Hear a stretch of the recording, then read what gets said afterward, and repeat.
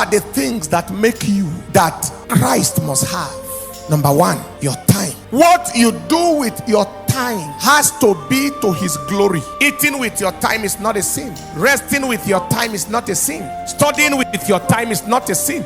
Evangelizing with your time is perfect. But what else would you do with your time that you think will contradict the fact that he owns your life? You will not use your time to serve his enemy. You will not use the time he has given you to hurt him, to give him pain with the things you do. Number two, your relationships. If you have given your life to Christ, he would have to have the final say in the matters of your relationships. There are people that can never be called friend.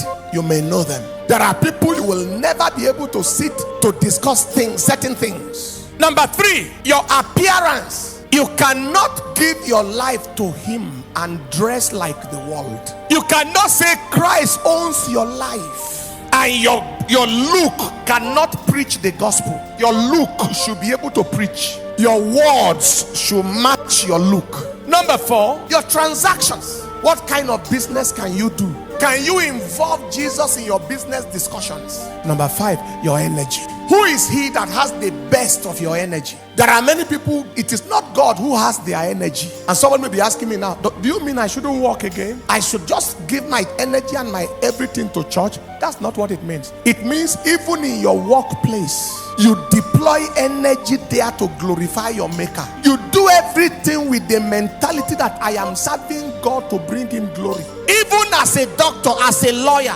as a civil servant, you gave the best to that task in the mentality that I want people to see Christ through my service here. I want somebody to be saved by the excellence I display here. And of course, the energy continues to flow into evangelism, into soul winning, into service in the house of God. And at the end of your journey, everybody is convinced that you gave your life to God. Many people spend the whole of their youth pursuing money, the whole of their energy pursuing position, the whole of their strength pursuing human connections, and at the end of the day they have nothing left to give God. The Bible said it is good for a young man to bear the yoke in his youth. It's not a waste to serve God when you are young. Number six is your ability. That is what you can do, your potentials. Can you sing? Can you dance? How much of your ability have you given to God? What you know to do with life, have you transposed it into doing it for God? How much of your wisdom have you used to advance the kingdom? And finally, your resources. One of the richest men in the world that changed the face of the computer world, information technology, was called Steve Jobs. Apple. He died very young at age of 56 of pancreatic cancer. Can I ask a question? How many iPhones were buried with him? What of iPods and iPads and Mac computers? What about the billions? He's one of the world's notable billionaires. How many billion entered the grave? Fading away like the stars of the morning, losing their light in the glorious sun. Thus would we pass from the earth and is toiling. Only remember.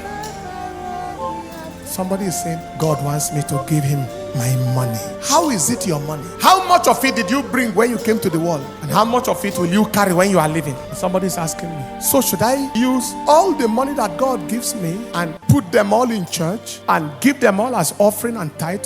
Not necessarily. You have to take care of yourself. You have to take care of your wife and children. You have to take care of your parents. And then push the gospel forward. Soul winning, evangelistic outreach, the type you just saw. TV evangelism and so on. And then look after the poor and the orphans. And then impact your world with resources. Wipe out unemployment.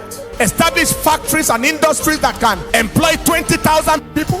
Analyze all the points that have been mentioned. And where adjustments are necessary, you make the adjustment.